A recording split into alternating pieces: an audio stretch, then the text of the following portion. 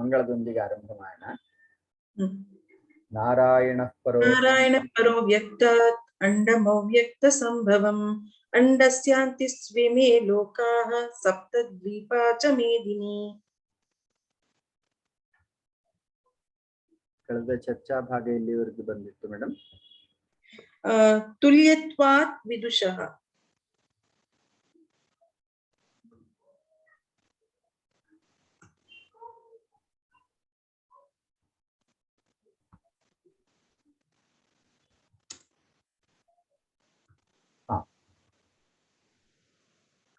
ಕೊನೆಯ ಪಂಕ್ತಿ.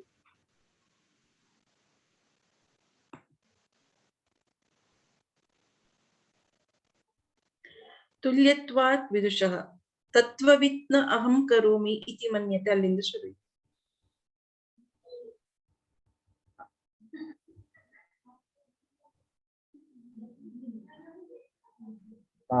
ಸಮುಚ್ಚಯವಾದವನ್ನ ಇಲ್ಲಿ ನಿರಾಕರಣೆ ಮಾಡುವಂತಹ ಒಂದು ವಿಷಯ ಸರಣಿ ಮುಂದಿನ ಭಾಗ. ತತ್ವವಿತ್ ನ ಅಹಂ ಕರೋಮಿ ಇತಿ ಕರ್ಮ ಪ್ರಯೋಜನೆ ಚ ನ ಅಹಂ ಕರೋಮಿ ಇತಿ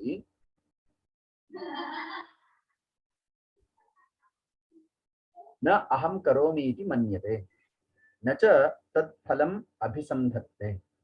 ಯಥಾ ಚ ಸ್ವರ್ಗಾದಿ ಕಾಮಾರ್ಥಿನಃ ಅಗ್ನಿಹೋತ್ರಾದಿ ಕರ್ಮ ಲಕ್ಷಣ ಧರ್ಮಾನುಷ್ಠಾನಾಯ ಆಹಿತಾಗ್ನೇಃ ಕಾಮ್ಯೇ ಏವ ಅಗ್ನಿಹೋತ್ರಾದೌ ಪ್ರವೃತ್ತಸ್ಯ ಸಾಮೀಕೃತೆ ವಿನಷ್ಟೇ ಅಪಿ ಕಾಮೆ ತದೇವ ಅಗ್ನಿಹೋತ್ರಾದಿ ಅನುತಿಷ್ಠತಃ ಅಪಿ ನ ತತ್ ಕಾಮ್ಯಂ ಅಗ್ನಿಹೋತ್ರಾದಿ ಭವತಿ. ತಥಾ ಚ ದರ್ಶಯತಿ ಭಗವಾನ್ ಕುರ್ವನ್ನಪಿ ನ ಲಿಪ್ಯತೆ ನ ಕರೋತಿ ನ ಲಿಪ್ಯತೆ ಇತಿ ತತ್ರ ತತ್ರ. ಈ ಒಂದು ಪ್ಯಾರಾಗ್ರಾಫ್ ಅಲ್ಲಿ ಹಿಂದಿನ ವಿಚಾರದ ಪರ್ಯವಸಾನವನ್ನು ನಾವು ನೋಡಬಹುದು. ತತ್ವವಿತ್ ನ ಅಹಂ ಕರೋಮಿ ಇತಿ ಮನ್ಯತೆ ನ ಚ ತತ್ಫಲಂ ಅಭಿಸಂಧತ್ತೆ. ಈಗ ಇಬ್ಬರು ವ್ಯಕ್ತಿಗಳು ಅಥವಾ ಎರಡು ಪ್ರಕಾರದ ಜನರನ್ನ ಹಿಂದೆ ಗುರುತಿಸಿದ್ದಾರೆ. ಒಬ್ಬರು ಅಜ್ಞಾನಿಗಳು, ಮತ್ತೊಬ್ಬರು ಜ್ಞಾನಿಗಳು. ಅಂದ್ರೆ ಯಾರು ಆತ್ಮಜ್ಞಾನವನ್ನ ಪಡೆದಿದ್ದಾರೋ ಅವರಿಗೆ ಕರ್ಮದಲ್ಲಿ ಆಗ್ಲಿ ಕರ್ಮದ ಫಲದಲ್ಲಾಗ್ಲಿ ಯಾವುದೇ ರೀತಿಯ ಆಸಕ್ತಿ ಇರುವುದಿಲ್ಲ ಮತ್ತು ಅಭಿನಿವೇಶ ಇರುವುದಿಲ್ಲ. ಕರ್ಮಫಲ ನನಗೇ ಸಿಗ್ಬೇಕು, ಕರ್ಮ ಫಲವನ್ನ ನಾನು ಉಪಭೋಗಿಸ್ಬೇಕು, ಈ ರೀತಿಯ ಭಾವನೆಗಳು ಅವ್ರಿಗೆ ಇರುವುದಿಲ್ಲ. ನಚ ತತ್ ಫಲಂ ಅಭಿಸಂಧತ್ತೆ. ಅವನು ಕರ್ಮವನ್ನಾಗ್ಲಿ ಈ ಕರ್ಮಕ್ಕೆ ನಾನು ಅಧಿಕಾರಿ ಎಂಬ ಭಾವನೆಯನ್ನೂ ಹೊಂದಿರುವುದಿಲ್ಲ. ಇದು ಮೊದಲನೇದು. ಎರಡನೇದು, ಕರ್ಮದ ಫಲವನ್ನೂ ಕೂಡ ಅವನು ಅನುಭವಿಸಬೇಕು ಎಂಬ ಮನಸ್ಥಿತಿಯನ್ನು ಹೊಂದಿರುವುದಿಲ್ಲ. ಹೌದು. ಯಥಾಚ, ಇಲ್ಲಿ ಒಂದು ಉದಾಹರಣೆಯನ್ನು ಕೊಡ್ತಾರೆ. ಯಥಾಚ ಸ್ವರ್ಗಾದಿ ಕಾಮಾರ್ಥಿನಃ ಅಗ್ನಿಹೋತ್ರಾದಿ ಕರ್ಮಲಕ್ಷಣ ಧರ್ಮಾನುಷ್ಠಾನಾಯ ಆಹಿತಾಗ್ನೇಃ ಕಾಮ್ಯೇ ಏವ ಅಗ್ನಿಹೋತ್ರಾದೌ ಪ್ರವೃತ್ತಸ್ಯ ಸಾಮೀಕೃತೆ ವಿನಷ್ಟೇ ಅಪಿ ಕಾಮ್ಯೆ ತದೇವ ಅಗ್ನಿಹೋತ್ರಾದಿ ಅನುಷ್ಠಿತಃ ಅಪಿ ನ ತತ್ ಕಾಮ್ಯಂ ಅಗ್ನಿಹೋತ್ರಾದಿ ಭವತಿ. ಇಲ್ಲಿ ಉದಾಹರಣೆ ಹೇಗೆ ಅಂದ್ರೆ, ಜ್ಞಾನಿ ಮತ್ತು ಅಜ್ಞಾನಿ ಇಬ್ಬರು ಕರ್ಮವನ್ನು ಮಾಡ್ತಾರೆ. ಆದ್ರೆ ಅಜ್ಞಾನಿ ಮಾಡುವಂತಹ, ಅಜ್ಞಾನಿ ಅಂದ್ರೆ ನಾವೆಲ್ಲರೂ ಕೂಡ ಲೌಕಿಕರು ಅಂತ ನಾವೇನು ಹೇಳಿದ್ದೇವೆ, ಈ ಲೌಕಿಕರಾದಂತಹ ನಾವೆಲ್ಲರೂ ಕೂಡ ಅಜ್ಞಾನಿ ಅನ್ನುವಂತಹ ಭಾಗದಲ್ಲಿ ಬರ್ತೇವೆ. ನಾವು ಆ ಕರ್ಮ ಅಂದ್ರೆ ಅಜ್ಞಾನಿ ಮಾಡುವಂತಹ ಕರ್ಮ ಅವನು ಆ ಫಲದಲ್ಲಿ ಮತ್ತು ಕರ್ಮದಲ್ಲಿ ಎರಡರಲ್ಲೂ ಕೂಡ ತನ್ನನ್ನು ತಾನು ಸಂಬಂಧಪಡಿಸಿಕೊಳ್ತಾನೆ. ನೋಡಿ, ಯಥಾಚ ಸ್ವರ್ಗಾದಿ ಕಾಮಾರ್ಥಿನಃ ಅಗ್ನಿಹೋತ್ರಾದಿ ಕರ್ಮಲಕ್ಷಣ ಧರ್ಮಾನುಷ್ಠಾನಾಯ. ಈಗ ಸ್ವರ್ಗ ಬಯಸುವವನು ಅಗ್ನಿಹೋತ್ರವನ್ನ ಅನುಷ್ಠಾನ ಮಾಡಬೇಕು. ಅಗ್ನಿಹೋತ್ರ ಅನುಷ್ಠಾನದ ಫಲ ಸ್ವರ್ಗ. ಜ್ಞಾನಿ ಆದಂಥವನಿಗೆ ಕರ್ಮದಲ್ಲಿಯೂ ಆಸಕ್ತಿ, ಕರ್ಮದ ಫಲದಲ್ಲಿಯೂ ಆಸಕ್ತಿ. ಈ ಎರಡು ಅವನಿಗೆ ಪ್ರಧಾನವಾದಂತಹ ಲಕ್ಷಣ ಇರ್ತದೆ. ಅಂದರೆ ಜ್ಞಾನಿಯಾದಂಥವನು ಅದೇ ಕರ್ಮವನ್ನ ಅನುಷ್ಠಾನ ಮಾಡಿದ ಪಕ್ಷದಲ್ಲಿ ಅವನಿಗೆ ಆ ಕರ್ಮ ಲೇಪವೂ ಇರುವುದಿಲ್ಲ, ಆ ಕರ್ಮದ ಫಲದ ಜೊತೆಗೆ ಅವನ ಆಸಕ್ತಿ ಅಭಿರುಚಿ ಎರಡೂ ಇರುವುದಿಲ್ಲ. ಅಂದರೆ ಜ್ಞಾನಿಯಾದವನು ಲೌಕಿಕರ ಕರ್ಮ ಮಾಡಿದರೂ ಅದು ಅವನಿಗೆ ಅಂಟುವುದಿಲ್ಲ. ಪದ್ಮಪತ್ರ ಮಿವಾಂಭಸ ಅಂತ ಹೇಳಿದ್ದಾರಲ್ಲ, ಪದ್ಮಪತ್ರದ ಮೇಲಿನ ನೀರಿನ ಗುಳ್ಳೆಯಂತೆ ಹನಿಯಂತೆ ಅವನು ಕೂಡ ಅಲ್ಲಿ ಅಂಟದೆ ಕೆಲಸ ಮಾಡ್ತಾ ಇರ್ತಾನೆ. ಕಾಮ್ಯೇ ಏವ ಅಗ್ನಿಹೋತ್ರಾದು ಪ್ರವೃತ್ತಸ್ಯ ಸಾಮೀಕೃತೆ ವಿನಷ್ಟೇ ಅಪಿ ಕಾಮೆ ತದೇವ ಅಗ್ನಿಹೋತ್ರಾದಿ ಅನುಷ್ಠಿತಃ ಅಪಿ ನ ತತ್ ಕಾಮ್ಯಂ ಅಗ್ನಿಹೋತ್ರಾದಿ ಭವತಿ. ಅಗ್ನಿಹೋತ್ರ ಇದು ಎರಡೂ ರೀತಿಯ ಕರ್ಮಗಳಲ್ಲಿ ಬರ್ತದೆ. ಒಂದು ನಿತ್ಯ ಕರ್ಮದಲ್ಲೂ ಬರ್ತದೆ, ಮತ್ತೊಂದು ನೈಮಿತ್ತಿಕ ಕರ್ಮ ಅದರಲ್ಲೂ ಬರುತ್ತೆ. ಅಂದ್ರೆ ಫಲಾಭಿಸಂಧಿಯಿಂದ ಅಂದ್ರೆ ಸ್ವರ್ಗಾದಿ ಫಲಗಳನ್ನ ಬಯಸುವವನು ಅಗ್ನಿಹೋತ್ರವನ್ನ ಮಾಡಬಹುದು, ನಿತ್ಯ ಕರ್ಮವಾಗಿಯೂ ಅವನು ಅಗ್ನಿಹೋತ್ರಗಳನ್ನ ಮಾಡಬಹುದು. ಇದು ಫಲದ ದೃಷ್ಟಿಯಿಂದ ಮಾತ್ರ ಭೇದವನ್ನ ಹೊಂದುತ್ತೆ. ನಿತ್ಯಾಗ್ನಿಹೋತ್ರಿಗಳು ಅಗ್ನಿಹೋತ್ರವನ್ನ ಅನುಷ್ಠಾನ ಮಾಡ್ತಾರೆ, ಫಲಾಭಿಸಂಧಿ ಪೂರ್ವಕವಾಗಿ ಸ್ವರ್ಗವನ್ನ ಬಯಸುವವನು ಕೂಡ ಅಗ್ನಿ ಕಾರ್ಯವನ್ನ ಮಾಡ್ತಾನೆ. ಸೊ ಅಗ್ನಿಹೋತ್ರ ಅನ್ನುವಂಥದ್ದು ಎರಡು ಮುಖ್ಯ. ಅದು ಅಗ್ನಿಹೋತ್ರ ಅಂದ್ರೆ ಇಲ್ಲಿ ನೀವು ಫಲಾಭಿಸಂಧಿಗೆ ಮಾಡೋದು ಯಜ್ಞವಸ? ಯಜ್ಞಯಾಗ ಎಲ್ಲ ಮಾಡೋದು, ಯಜ್ಞಯಾಗಗಳು. ಅದರಲ್ಲಿ ಇದು ನಿತ್ಯ ಕರ್ಮಕ್ಕೂ ಬರುತ್ತೆ ಮತ್ತು ಸ್ವರ್ಗಾದಿ ಕಾಮ್ಯ ಕರ್ಮಗಳಿಗೂ ಬರುತ್ತೆ. ಅವನು ತ್ರಿಶಂಕು ಮಾಡಿದ್ದ.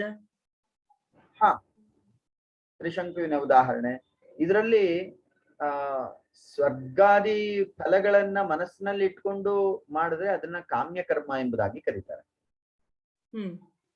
ನಿತ್ಯ ಕರ್ಮವು ಅಗ್ನಿಹೋತ್ರವೇ ಇದೆ. ನಿತ್ಯ ಕರ್ಮದಲ್ಲಿ ಅಗ್ನಿಯ ಅನುಷ್ಠಾನವನ್ನ ಅವನು ನಿತ್ಯ ಮಾಡುವವನಾಗಿದ್ರೆ ಆಗ ಅದು ನಿತ್ಯ ಕರ್ಮವಾಗ್ತದೆ. ಅದೇ ಅಗ್ನಿಹೋತ್ರಗಳನ್ನ ಅವನು ಕಾಮ್ಯ ಕರ್ಮದ ರೂಪದಲ್ಲಿ ಸ್ವರ್ಗ ಫಲ ನನಗೆ ಸಿಗಲಿ ಎಂಬ ಭಾವನೆಯಿಂದ ಮಾಡಿದ್ರೆ ಅದೇ ಅಗ್ನಿಹೋತ್ರವು ಕಾಮ್ಯ ಕರ್ಮವಾಗ್ತದೆ. ನೋಡಿ, ಸಾಮೀಕೃತೆ ವಿನಷ್ಟೇ ಅಪಿ ಕಾಮೆ. ಸಾಮಿ ಅಂದ್ರೆ ಅರ್ಧ ಅಂತ ಅರ್ಥ. ಅರ್ಥ ಮಾಡಿ ವಿನಷ್ಟೇ ಅಪಿ ಕಾಮೆ ತದೇವ ಅಗ್ನಿಹೋತ್ರಾದಿ ಅನುತಿಷ್ಠತಃ ಅಪಿ ನ ತತ್ ಕಾಮ್ಯಂ ಅಗ್ನಿಹೋತ್ರಾದಿ ಭವತಿ. ಆಗ ಅವನಿಗೆ ಕಾಮ್ಯ ಫಲಗಳ ಏನು, ಈಗ ಸ್ವರ್ಗವನ್ನ ಬಯಸಿ ಅಗ್ನಿಹೋತ್ರ ಮಾಡುವುದಕ್ಕೂ ಮತ್ತು ನಿತ್ಯ ಕರ್ಮ ನನ್ನ ಕರ್ತವ್ಯ ಅಂತ ಹೇಳಿ ಅಗ್ನಿಹೋತ್ರ ಮಾಡುವುದಕ್ಕೂ ಭೇದ ಇದೆ.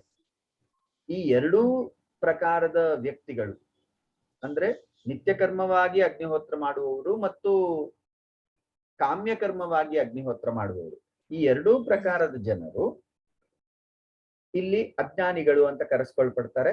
ಮತ್ತು ಅವರಿಗೆ ಕರ್ಮದಲ್ಲಿ ಮತ್ತು ಫಲದಲ್ಲಿ ಎರಡೂ ಕಡೆ ಆಸಕ್ತಿ ಇರ್ತದೆ.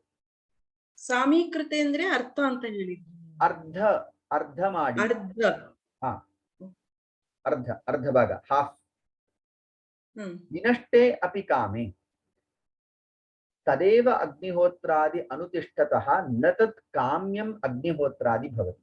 ಉದಾಹರಣೆಗೆ ಅವನು ಅಗ್ನಿಹೋತ್ರ ಅನುಷ್ಠಾನವನ್ನ ಮೊದಲು ಕಾಮ್ಯ ದೃಷ್ಟಿಯಿಂದ ಅಂದ್ರೆ ಸ್ವರ್ಗ ಫಲವನ್ನ ಪಡಿಬೇಕು ಅಂತ ಹೇಳಿ ಭಾವನೆಯಿಂದ ಅಗ್ನಿಹೋತ್ರಾದಿ ಅನುಷ್ಠಾನ ಮಾಡ್ತಾನೆ. ಅರ್ಧ ಅನುಷ್ಠಾನದ ನಂತರ ಅವನು ಕರ್ತವ್ಯ ಭಾವನೆಯಿಂದ ಅಗ್ನಿಹೋತ್ರಾದಿ ಕರ್ಮಗಳಲ್ಲಿ ಪ್ರವೃತ್ತನಾಗ್ತಾನೆ ಅಂತ ಇಟ್ಕೊಂಡ್ರೆ ಆಗ ಅಂತಹ ವ್ಯಕ್ತಿಗೆ ಅಗ್ನಿಹೋತ್ರ ಅನ್ನುವಂಥದ್ದು ಏನಾಗುದಿಲ್ಲ, ನತತ್ ಕಾಮ್ಯಂ ಅಗ್ನಿಹೋತ್ರಾದಿ ಭವತಿ. ಅದು ಅವನಿಗೆ ಕಾಮ್ಯ ಕರ್ಮವಾಗಿ ಉಳ್ಕೊಳ್ಳೋದಿಲ್ಲ, ಅದು ಅವನು ನಿತ್ಯ ಕರ್ಮವಾಗಿ ಮಾನಸಿಕವಾಗಿ ಸ್ವೀಕರಿಸಿರ್ತಾನೆ. ಇದು ದೃಷ್ಟಿ ಪ್ರಮುಖವಾಗ್ತದೆ ಇಲ್ಲಿ. ಅವನು ಈಗ ಉದಾಹರಣೆಗೆ ಒಂದು ಅರ್ಧ ಭಾಗ, ಅವನು ಆರಂಭದ ಅರ್ಧ ಭಾಗ ಅಗ್ನಿಹೋತ್ರವನ್ನ ಕಾಮ್ಯ ದೃಷ್ಟಿಯಿಂದ ಸ್ವರ್ಗ ಫಲವನ್ನ ಪಡಿಬೇಕು ಅನ್ನುವ ಭಾವನೆಯಿಂದ ಮಾಡಿದ್ದಾನೆ. ತದನಂತರ ಅವನಿಗೆ ಅಗ್ನಿಹೋತ್ರಾದಿ ಫಲದ ಸ್ವರ್ಗ ಫಲದ ಬಗ್ಗೆ ಅನಾಸಕ್ತಿ ಉಂಟಾಗಿ ಅವನು ನಿತ್ಯ ಕರ್ಮ ರೂಪದಲ್ಲಿ ಅಗ್ನಿಹೋತ್ರವನ್ನ ಮಾಡಿದ ಪಕ್ಷದಲ್ಲಿ ಅಂಥವನಿಗೆ ಆ ಕಾಮ್ಯ ಭಾವನೆಯಿಂದ ಉಂಟಾಗುವಂತಹ ಕರ್ಮ ಬಂಧನ ಉಂಟಾಗುವುದಿಲ್ಲ.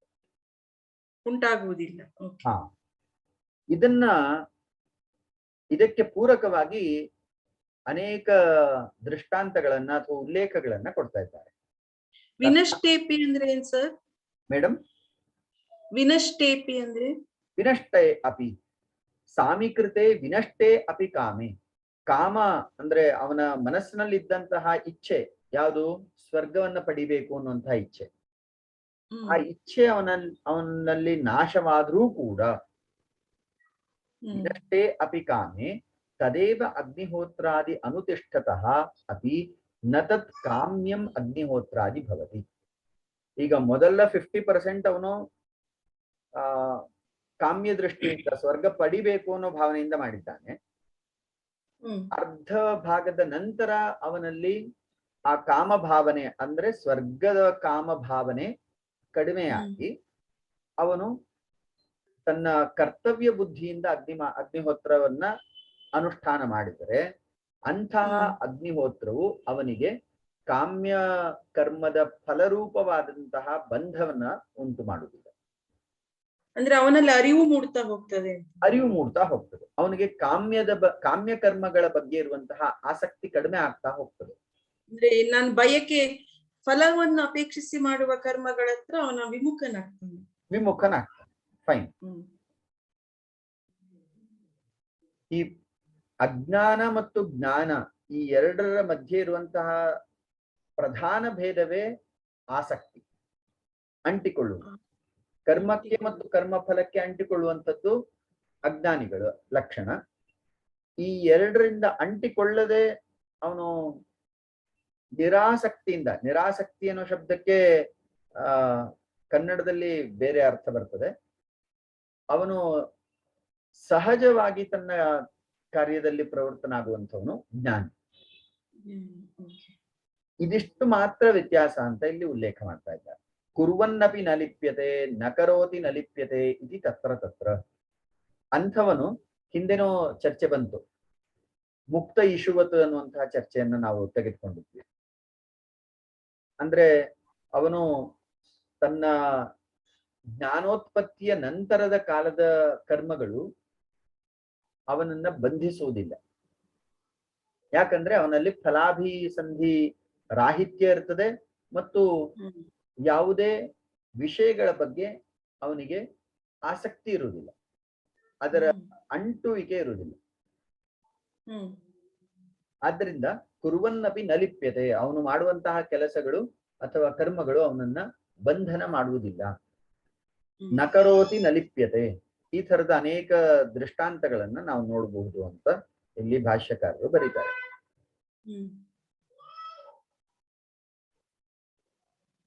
ಮೇಡಮ್, ಇದು ಸ್ಪಷ್ಟ ಆಯ್ತು ಅಂತ ಭಾವಿಸ್ತೇನೆ.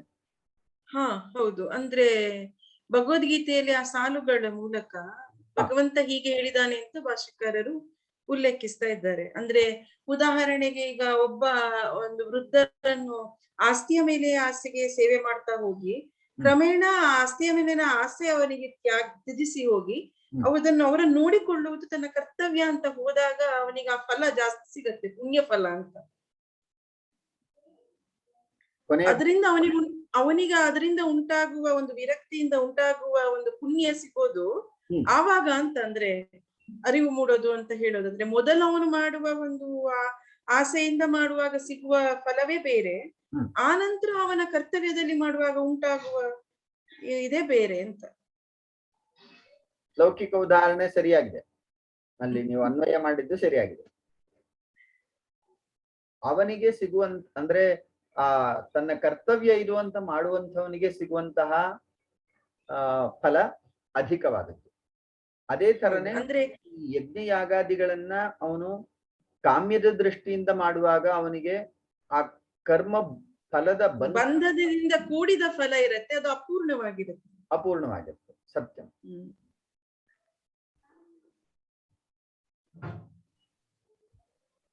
ಯಚ್ಚ ಪೂರ್ವೈಃ ಪೂರ್ವತರಂ ಕೃತಂ ಕರ್ಮಣೈವ ಹಿ ಸಂಸಿದ್ಧಿಂ ಆಸ್ಥಿತಾ ಜನಕಾದಯಃ ಇತಿ ತತ್ತು ಪ್ರವಿಭಜ್ಯ ವಿಜ್ಞೇಯಂ.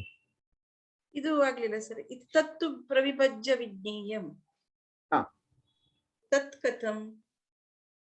ತತ್ ಕಥಂ ಯದಿ ತಾವತ್ ಪೂರ್ವೇ ಜನಕಾದಯಃ ತತ್ವವಿದಃ ಅಪಿ ಪ್ರವೃತ್ತಕರ್ಮಾಣಃ ಸ್ಯುಃ ತೇ ಲೋಕಸಂಗ್ರಹಾರ್ಥಂ ಗುಣಾ ಗುಣೇಷು ವರ್ತಂತೆ ಇತಿ ಜ್ಞಾನೇನೈವ ಸಂಸಿದ್ಧಿಂ ಆಸ್ಥಿತಾಃ ಕರ್ಮ ಸನ್ಯಾಸೇ ಪ್ರಾಪ್ತೆ ಅಪಿ ಕರ್ಮಣಾ ಸಹೈವ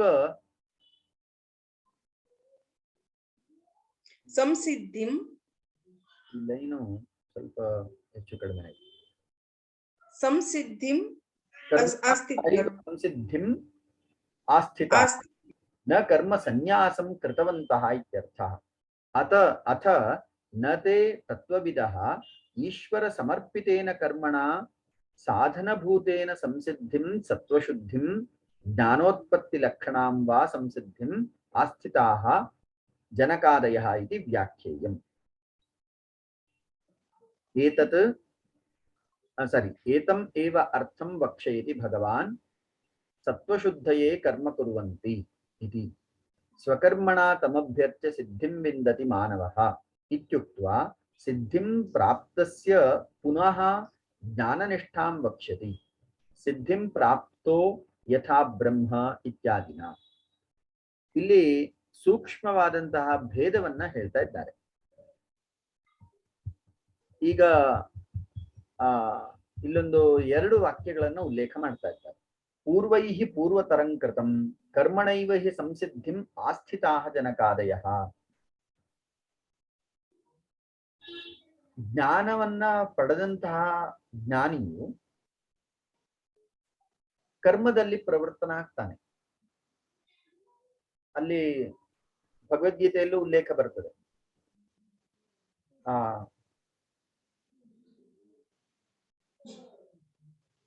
ಕರ್ಮವನ್ನ ಬಿಟ್ಟು ಏಕ ಕ್ಷಣವೂ ಇರ್ಲಿಕ್ಕೆ ಸಾಧ್ಯ ಇಲ್ಲ. ಹೌದು, ಪ್ರತಿ ಜೀವಿಯೂ ಕರ್ಮ ಮಾಡ್ತಾ ಇರ್ತದೆ. ಪ್ರತಿ ಜೀವಿಯು ಪ್ರತಿ ಕ್ಷಣವೂ ಕರ್ಮ ಮಾಡ್ತಾನೆ ಇರಬೇಕಾಗ್ತದೆ. ಕರ್ಮ ಅನ್ನುವಂಥದ್ದು ಜೀವನದ ಅಥವಾ ಜೀವಿಕೆಯ ಒಂದು ಸಂಕೇತ. ಹೌದು. ಇಂತಹ ಸಂದರ್ಭದಲ್ಲಿ ಜ್ಞಾನಿಯಾದಂಥವನು ಮಾಡುವಂತಹ ಕರ್ಮಗಳು ಬಂಧಕ ಆಗುವುದಿಲ್ಲ ಯಾಕೆ ಅನ್ನುವಂತಹ ಒಂದು ಪ್ರಶ್ನೆ ಹೇಳ್ತದೆ.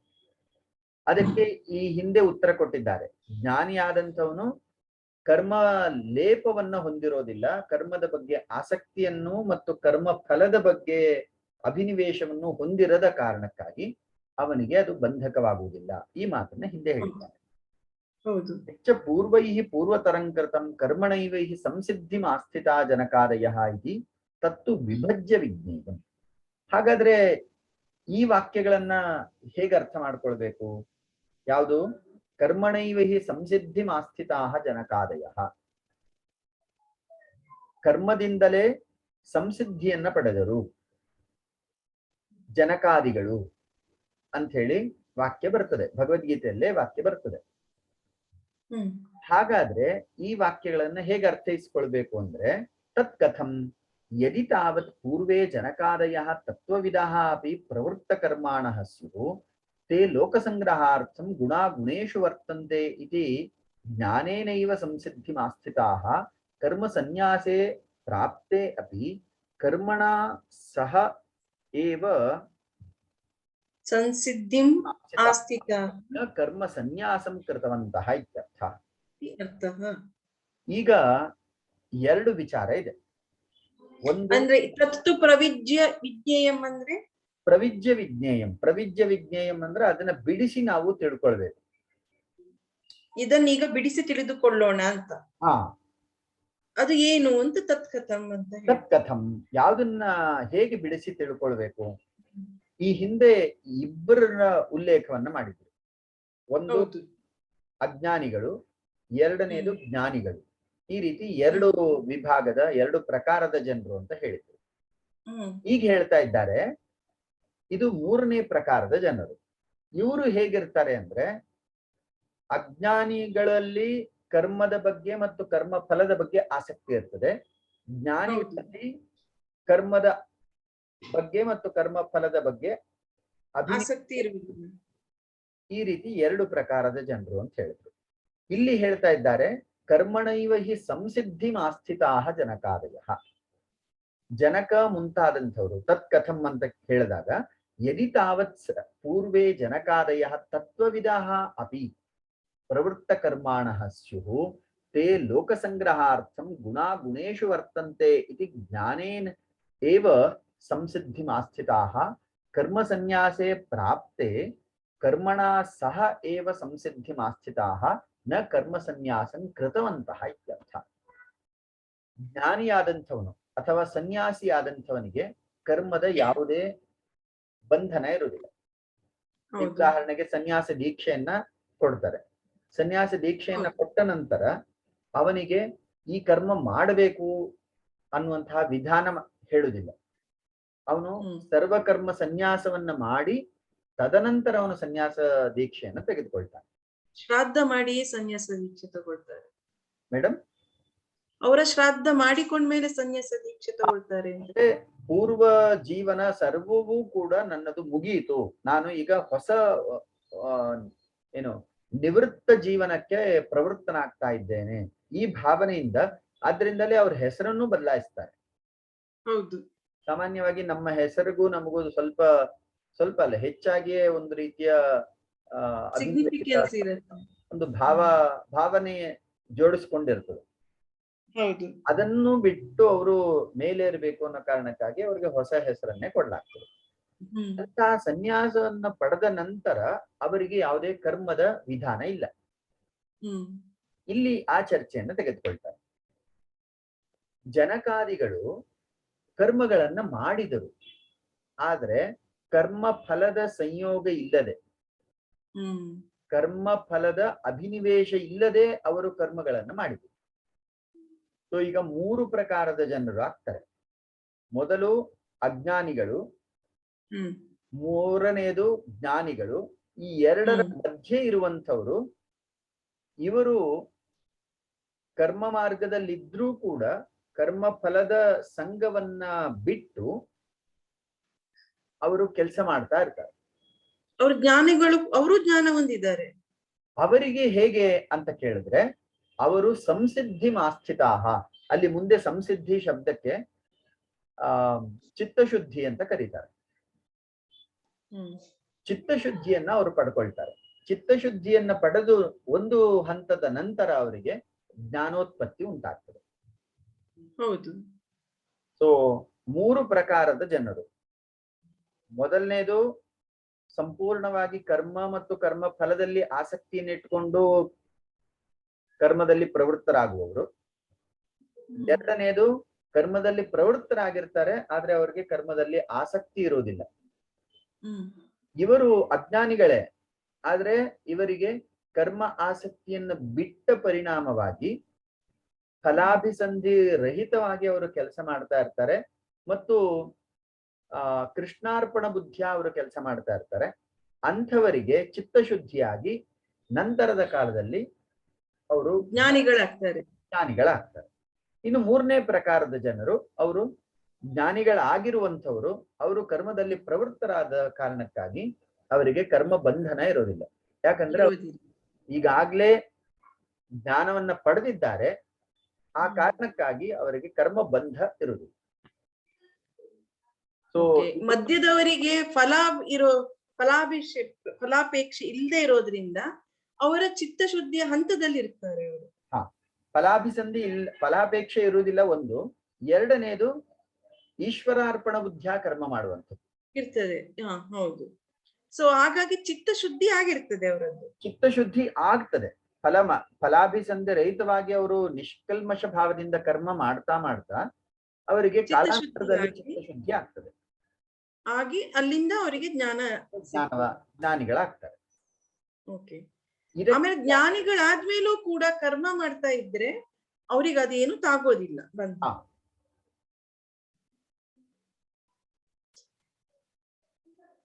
ಸೊ ಇಲ್ಲಿ ಆ ಮಾತನ್ನ ಅಂದ್ರೆ ಈ ಮೂರನೇ ಮಧ್ಯದ ಪ್ರಕಾರದ ಜನರು, ಯಾರು ಅಜ್ಞಾನಿಗಳಾಗಿದ್ರೂ ಕೂಡ ಅವರು ಚಿತ್ತಶುದ್ಧಿಯನ್ನ ಚಿತ್ತಶುದ್ಧಿಯನ್ನ ಪಡಿತಾರೋ, ಯಾವ ಕಾರಣಕ್ಕಾಗಿ ಫಲರಹಿತವಾಗಿ ಕರ್ಮ ಮಾಡುವಂಥದ್ದು, ಫಲ ಅಪೇಕ್ಷೆ ರಹಿತವಾಗಿ ಕರ್ಮ ಮಾಡುವಂಥದ್ದು ಮತ್ತು ಈಶ್ವರಾರ್ಪಣ ಬುದ್ಧಿಯ ಕರ್ಮ ಮಾಡುವಂಥದ್ದು, ನಿಷ್ಕಲ್ಮಶ ಭಾವದಿಂದ ಕರ್ಮ ಮಾಡ್ತಾ ಇರ್ತಾರಲ್ಲ, ಅವರ ಕರ್ಮದ ಫಲವಾಗಿ ಅವರು ಚಿತ್ತಶುದ್ಧಿಯನ್ನು ಹೊಂದಿ ಮುಂದೆ ಜ್ಞಾನವನ್ನು ಹೊಂದುತ್ತಾರೆ ಅನ್ನುವಂಥದ್ದು ಅಲ್ಲಿ ವಿಚಾರ ನೋಡಿ. ಯದಿ ತಾವತ್ ಪೂರ್ವೇ ಜನಕಾದಯ ತತ್ವವಿದಃ ಅಪಿ ಪ್ರವೃತ್ತ ಕರ್ಮಾಣಃ ಸ್ಯುಃ ತೇ ಲೋಕಸಂಗ್ರಹಾರ್ಥಂ ಗುಣಾಗುಣೇಷು ವರ್ತಂತೆ ಇತಿ ಜ್ಞಾನೇನ ಏವ ಸಂಸಿದ್ಧಿಮಾಸ್ಥಿತಾಃ. ಇಲ್ಲಿ ಜನಕಾದಿಗಳು ಈ ಮಧ್ಯದ ಪ್ರಕಾರದ ಜನರು. ಅವರು ಮೂರನೇ ಪ್ರಕಾರದ ಜನರ ಅಲ್ಲಿ ಆ ಗುಂಪಿಗೆ ಬರುವುದಿಲ್ಲ. ಒಂದು ವೇಳೆ ಅವರು ಜ್ಞಾನಿಗಳಾಗಿದ್ದ ಪಕ್ಷದಲ್ಲಿ ಅವರಿಗೆ ಕರ್ಮ ಅಂಟುವುದೇ ಇಲ್ಲ, ಪ್ರಸಕ್ತಿಯೇ ಇಲ್ಲ. ಈಗ ಪ್ರಸಕ್ತವಾದದ್ದನ್ನ ನಿಷೇಧ ಮಾಡುವಂಥದ್ದು ಲೋಕ ರೂಢಿ. ಯಾವುದು ಪ್ರಸಕ್ತವೋ ಅದನ್ನ ನಿಷೇಧ ಮಾಡಿದ್ರೆ ಅದು ಲೋಕರೂಢಿ. ಇಲ್ಲಿ ಅಪ್ರಸಕ್ತವಾದಂತಹ ವಿಚಾರವನ್ನ ನಿಷೇಧ ಮಾಡ್ತಾ ಇದ್ದಾರೆ. ಆದ್ರಿಂದ ಇದು ಮಧ್ಯದ ಇನ್ನೊಂದು ಮಾರ್ಗ ಇದು. ಅಂದ್ರೆ ಜನಕಾದಿಗಳು ಇಲ್ಲಿಗೆ ಅಂದ್ರೆ ಮೂರನೇ ಭಾಗವಾದಂತಹ ಜ್ಞಾನಿಗಳ ಒಂದು ಗುಂಪಿಗೆ ಬರೋದಿಲ್ಲ ಅಂತ ಹೇಳ್ತಾ ಇದ್ದಾರೆ. ಯದಿ ಅಂದ್ರೆ ಒಂದು ವೇಳೆ ಅಂತ ಅರ್ಥ. ಯದಿ ತಾವತ್ ಪೂರ್ವೇ ಜನಕಾದಯ ತತ್ವವಿದಃ ಅಪಿ ಪ್ರವೃತ್ತ ಕರ್ಮಾಣಃ ಸ್ಯುಃ. ಒಂದು ವೇಳೆ ಜನಕಾದಿಗಳು ಕೂಡ ಜ್ಞಾನಿಗಳಂತೆ ಅಂತ ಪರಿಭಾವಿಸಿದ್ರೆ ತೇ ಲೋಕಸಂಗ್ರಹಾರ್ಥಂ ಗುಣಾಗುಣೇಷು ವರ್ತಂತೆ ಇತಿ ಜ್ಞಾನೇನೈವ ಸಂಸಿದ್ಧಿಮಾಸ್ಥಿತಾಃ. ಅವರಿಗೆ ಜ್ಞಾನದಿಂದಲೇ ಸಿದ್ಧಿ ಸಾಧ್ಯ ಆಗ್ತಾ ಇತ್ತು.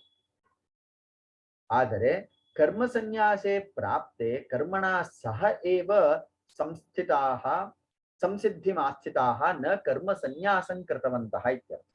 ಅವರಿಗೆ ಕರ್ಮ ಸನ್ಯಾಸ ಹೇಳಲಿಲ್ಲ.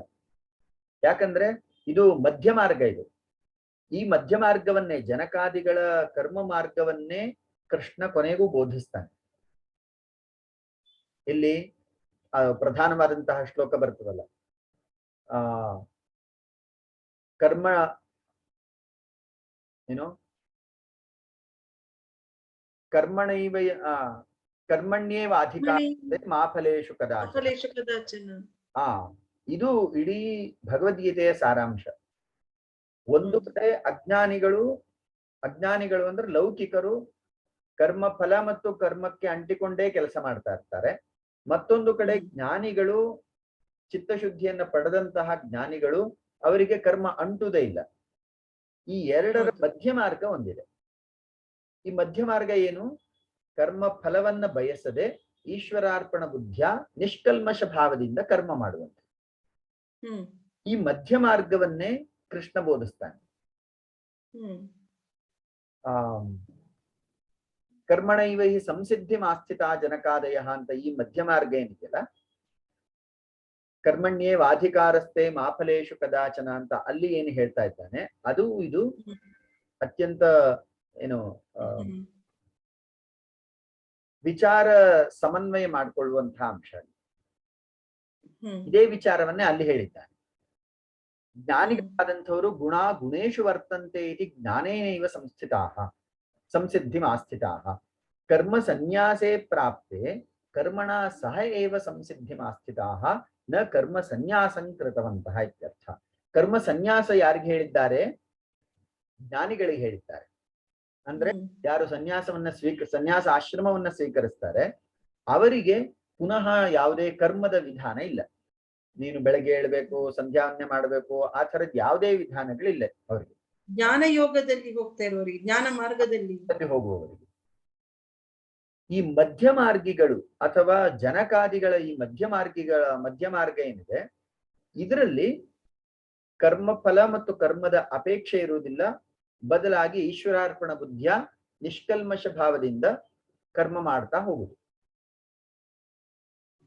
ಅಥ ನತೆ ಮುಂದೆ ಇದೇ ವಾಕ್ಸರಣಿಯನ್ನ ಮುಂದುವರಿಸ್ತಾರೆ ನೋಡಿ. ಸರ್ ನಂಗೆ ಇಲ್ಲಿ ಸ್ವಲ್ಪ ಕನ್ಫ್ಯೂಷನ್. ಯದಿ ತಾವತ್ ಪೂರ್ವೇ ಜನಕ ಆದಯ ತತ್ವವಿದಃ ಅಪಿ ಪ್ರವೃತ್ತ ಕರ್ಮಾಣ ಸ್ಯು ತೇ ಲೋಕ ಸಂಗ್ರಹಾರ್ಥಂ ಗುಣಾಗುಣೇಶು ವರ್ತಂತೆ. ಈ ಲೈನ್ ಗುಣಾಗುಣೇಶು ವರ್ತಂತೆ ಅಂದ್ರೆ ಹೇಗೆ ತಗೊಂಡಿದ್ದಾರೆ ಅವರು ಅಂತ? ಗುಣಾಗುಣೇಶು ವರ್ತಂತೆ ಇತಿ ಮತ್ವಾ ನ ಸಜ್ಜತೆ ಅಂತ ಮುಂದೆ ಅದು ವಾಕ್ಯ ಬರ್ತದೆ. ಜ್ಞಾನಿಯಾದಂಥವನು ಯಾವುದೇ ಕರ್ಮದಲ್ಲೂ ಮನಃಪೂರ್ವಕವಾಗಿ ಪ್ರವೃತ್ತನಾಗುವುದಿಲ್ಲ. ಈಗ ಲೌಕಿಕರಾದಂಥವರು ಮನಃಪೂರ್ವಕವಾಗಿ ಪ್ರವೃತ್ತರಾಗ್ತಾರೆ. ಅವರಿಗೆ ಕರ್ಮದಲ್ಲಿಯೂ ಆಸಕ್ತಿ ಇರ್ತದೆ, ಕರ್ಮ ಫಲದಲ್ಲಿಯೂ ಆಸಕ್ತಿ ಇರ್ತದೆ. ಜ್ಞಾನಿಯಾದಂಥವನಿಗೆ ಇದು ಸ್ಪಷ್ಟವಾಗಿ ಆ ಜ್ಞಾನ ಉಂಟಾದಂತಹ ಪರಿಣಾಮದಿಂದ ಗುಣಾಹ ಗುಣೇಶು ವರ್ತಂತೆ ಇತಿ ಮತ್ವಾ ನ ಸಜ್ಜತೆ. ಅವನು ಈ ತ್ರಿಗುಣಾತ್ಮಕವಾದಂತಹ ಸತ್ವರಜಸ್ತಮೋ ಗುಣಾತ್ಮಕವಾದಂತಹ ಈ ಲೌಕಿಕ ಕಾರ್ಯದಲ್ಲಿ ಪ್ರವೃತ್ತಿಯನ್ನು ಹೊಂದಿರುವುದಿಲ್ಲ. ಇತಿ ಮತ್ವ ನ ಸಜ್ಜತೆ, ಅವನು ಅದಕ್ಕೆ ಅಂಟುಕೊಳ್ಳುವುದಿಲ್ಲ. ಈಗ ಅವನು ಒಂದಿನ ಕರ್ಮ ಮಾಡಬಹುದು, ಯಾವುದೋ ಒಂದು ಅನುಷ್ಠಾನವನ್ನು ಮಾಡಬಹುದು, ಮತ್ತೊಂದಿನ ಅನುಷ್ಠಾನ ಮಾಡದೇ ಇರ್ಬೋದು, ಒಂದಿನ ಧ್ಯಾನಾಸಕ್ತನಾಗ್ಬೋದು. ಹೇಗೆ ಬೇಕಾದ್ರೂ ಅವನು ತನ್ನ ದಿನಚರಿಯನ್ನ ಅಥವಾ ಕಾಲವನ್ನ ಕಳಿಬಹುದು. ಅಲ್ಲಿ ಯಾವುದೇ ನಿಯಮ ಇಲ್ಲ. ಯಾಕಂದ್ರೆ ಅವನಿಗೆ ಆ ಕರ್ಮದಿಂದ ಪಡೆಯಬೇಕಾದದ್ದು ಏನೂ ಇಲ್ಲ. ಸೊ ಗುಣಾಗುಣೇಶು ವರ್ತಂತೆ ಅಂದ್ರೆ ಯಾರು ಸಾತ್ವಿಕರೋ ಅವರು ಸತ್ವಗುಣ ಪ್ರಧಾನವಾದಂತಹ ಕರ್ಮಗಳಲ್ಲಿ ಪ್ರವೃತ್ತರಾಗ್ತಾರೆ. ರಾಜಸಿಕರು ಅಂದ್ರೆ ವ್ಯಕ್ತಿಗಳಲ್ಲ, ಮನಸ್ಥಿತಿ. ಈಗ ನಮ್ಮದೇ ಏನು ದಿನಚರಿಯಲ್ಲಿ ಕೆಲವೊಂದು ಬಾರಿ ಸತ್ವಗುಣ ಉತ್ಕರ್ಷ ಇರ್ತದೆ, ಕೆಲವೊಂದು ಬಾರಿ ರಜೋಗುಣ ಉತ್ಕರ್ಷ ಇರ್ತದೆ, ಕೆಲವೊಂದು ಬಾರಿ ತಮೋಗುಣ ಉತ್ಕರ್ಷ ಇರ್ತದೆ. ಈ ಗುಣಗಳ ಪ್ರಭಾವದಿಂದ ನಾವು ಆಯಾ ಕರ್ಮಗಳಲ್ಲಿ ಪ್ರವೃತ್ತಿಯನ್ನು ಹೊಂದಿರ್ತೇವೆ. ಈ ತಮೋಗುಣ ಉತ್ಕರ್ಷ ಇದ್ರೆ ನಮಗೆ ನಿದ್ರೆ, ಆಲಸ್ಯ, ಇದು ಸಹಜವಾಗಿ ದೇಹ ಆ ಸ್ಥಿತಿಯನ್ನ ಬಯಸ್ತದೆ. ರಜೋಗುಣದ ಉತ್ಕರ್ಷ ಇದ್ದಾಗ ನಾವು ಕ್ರಿಯಾತ್ಮಕವಾದಂತಹ ಕೆಲಸಗಳಲ್ಲಿ ತೊಡಕೊಳ್ತೇವೆ. ಸತ್ವಗುಣ ಉತ್ಕರ್ಷ ಇದ್ದಾಗ ಬೌದ್ಧಿಕವಾದಂತಹ ಚಟುವಟಿಕೆಗಳಲ್ಲಿ ತೊಡಕೊಳ್ತೇವೆ. ಸೊ ಇಲ್ಲಿ ಯದಿ ತಾವತ್ ಒಂದೊಮ್ಮೆ ಜನಕ ಮುಂತಾದವರು ಜ್ಞಾನಿಗಳು ಒಂದು ಆಗಿದ್ದು ಕರ್ಮವನ್ನು ಮಾಡುವುದು ಅವರಿಗೆ ಹೇಳಿಲ್ಲ ಅಂತ ಆಗಿದ್ದಾರೆ ಅಂತ ಅರ್ಥ ಅಲ್ವಾ ಅದು? ತತ್ವವಿದಃ ಅಪಿ ಪ್ರವೃತ್ತ ಕರ್ಮಾಣಃ ಸ್ಯುಃ. ಈಗ ಇಷ್ಟೊತ್ತು ಚರ್ಚೆ ಮಾಡಿದ್ದು ಎರಡೇ ಒಂದು ಏನು ಗುಂಪು, ಅಜ್ಞಾನಿಗಳ ಗುಂಪು, ಜ್ಞಾನಿಗಳ ಗುಂಪು, ಎರಡೇ ಗುಂಪನ್ನ ಇಟ್ಕೊಂಡು ಚರ್ಚೆ ಮಾಡಿದ್ದು. ಈಗ ಹೊಸ ಒಂದು ಗುಂಪಿನ ಬಗ್ಗೆ ಚರ್ಚೆ ಆಗ್ತಾ ಇದೆ. ಹೌದು. ಈ ಗುಂಪು ಎಂಥದ್ದು? ಯಾಕಂದ್ರೆ ಈಗಾಗ್ಲೇ ಹೇಳಿರುವಂತ ನಂಗೆ ಅದು ಅರ್ಥ ಆಯ್ತು. ಈ ಲೈನ್ ಅರ್ಥ ಆಗ್ತಾ ಅಂದ್ರೆ ಈ ಲೈನಿನ ಮೀನಿಂಗ್ ಅರ್ಥ ಆಗ್ತಾ ಇಲ್ಲ. ಯಾವುದು ಇದರ್ದ? ಯದಿ ತಾವತ್ ಪೂರ್ವೇ ಜನಕಾದಯ, ಒಂದು ವೇಳೆ ಯದಿ ತಾವತ್ ಪೂರ್ವೇ ಜನಕಾದಯ ತತ್ವವಿದಃ ಅಪಿ ಪ್ರವೃತ್ತ ಕರ್ಮಾಣಃ ಸ್ಯುಃ. ಈಗ ನಮ್ಗೆ ಎರಡು ಗುಂಪಿದೆ, ಅಜ್ಞಾನಿ ಮತ್ತು ಜ್ಞಾನಿ. ಒಂದು ವೇಳೆ ಜನಕಾದಿಗಳು ಜ್ಞಾನಿಗಳು ಅನ್ನುವಂತಹ ಗುಂಪಿಗೆ ನಾವು ಸೇರಿಸ್ಕೊಂಡ್ರೆ ತತ್ವವಿದಃ ಅಪಿ ಪ್ರವೃತ್ತ ಕರ್ಮಾಣಃ ಸ್ಯುಃ, ಅವರು ಜ್ಞಾನಿಗಳಾಗಿದ್ದು ಕರ್ಮದಲ್ಲಿ ಪ್ರವೃತ್ತಿಯನ್ನು ಹೊಂದಿದ್ದಾರೆ ಅಂತ ತೆಗೆದುಕೊಂಡ್ರೆ ತೇ ಲೋಕ ಸಂಗ್ರಹಾರ್ಥಂ ಗುಣಾಗುಣೇಶು ವರ್ತಂತೆ ಇತಿ ಜ್ಞಾನೇನೈವ ಸಂಸ್ಥಿತಾಃ ಸಂಸಿದ್ಧಿಂ ಆಸ್ಥಿತಾಃ. ಅವರಿಗೆ ಈ ಜ್ಞಾನಿಗಳ ಗುಂಪು ಅಂತ ಏನಿದೆ, ಅವರು ಕರ್ಮದಲ್ಲಿ ವಿಶೇಷವಾದಂತಹ ಪ್ರವೃತ್ತಿಯನ್ನು ಹೊಂದಿರೋದಿಲ್ಲ. ಹೌದು. ಯಾಕಂದ್ರೆ ಅವರಿಗೆ ಜ್ಞಾನ ಉತ್ಪನ್ನ ಆಗಿದೆ, ಯಾವುದೇ ಕರ್ಮದಿಂದ ಏನೂ ಪಡಿಬೇಕಾದಿಲ್ಲ. ಅಂತಹ ಜ್ಞಾನದಿಂದಲೇ ಅವರು ಉನ್ನತವಾದಂತಹ ಸ್ಥಾನವನ್ನ ಪಡ್ಕೊಂಡಿರ್ತಾರೆ. ಸಂಸಿದ್ಧಿ ಆಸ್ಥಿತಾಃ. ಅವರಿಗೆ ಕರ್ಮ ಸನ್ಯಾಸೆ ಪ್ರಾಪ್ತೆ ಕರ್ಮಣ ಸಹ ಏವ ಸಂಸಿದ್ಧಿ ಆಸ್ಥಿತಾಃ. ಅವರು ಆ ಒಂದು ಜ್ಞಾನ ಸ್ಥಿತಿಯನ್ನ ಪಡೆದ ನಂತರ ಅವರು ಕರ್ಮ ಸನ್ಯಾಸ ಅವರಿಗೆ ಸಹಜವಾಗಿ ಸಿದ್ಧಿಸಿದಂತಹ ವಿಚಾರ. ಅವರಿಗೆ ಯಾವುದೇ ಕರ್ಮವನ್ನ ವಿಧಾನ ಮಾಡ್ಲಿಕ್ಕೆ ಯಾವ ಶಾಸ್ತ್ರವೂ ಪ್ರವೃತ್ತವಾಗುವುದಿಲ್ಲ. ಹಾಗಿರುವಾಗ ಕರ್ಮ ಸನ್ಯಾಸೆ ಪ್ರಾಪ್ತೆ ಕರ್ಮಣ ಸಹ ಏವ ಸಂಸಿದ್ಧಿಮಾಸ್ಥಿತಾಃ ನ ಕರ್ಮ ಸನ್ಯಾಸಂ ಕೃತವಂತಹ ಇತ್ಯರ್ಥ. ಅಂಥವರು ಕರ್ಮ ಸನ್ಯಾಸವನ್ನ ಮಾಡಿದ್ದಾರೆ ಅಂತ ಹೇಳಿ ನಾವು ಪರಿಭಾವಿಸಬಾರದು.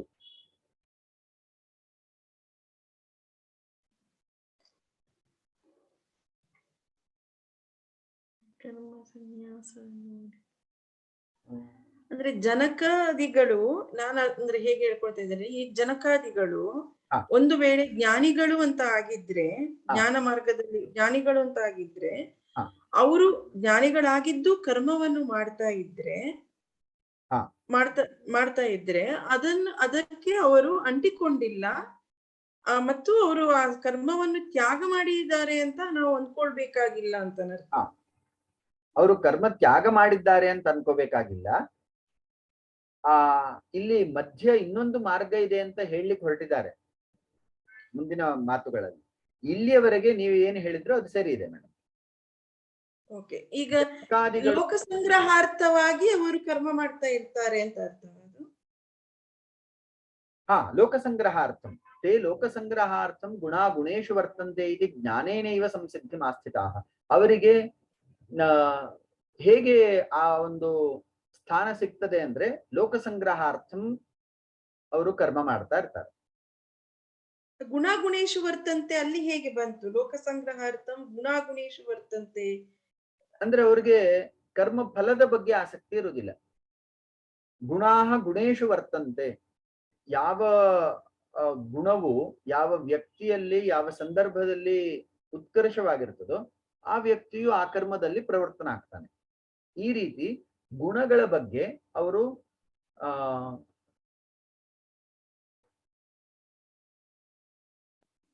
ಅಲ್ಲಿ ನಿರ್ಲಿಪ್ತ ಭಾವವನ್ನ ಹೊಂದಿರ್ತಾರೆ. ಹೇಗೆ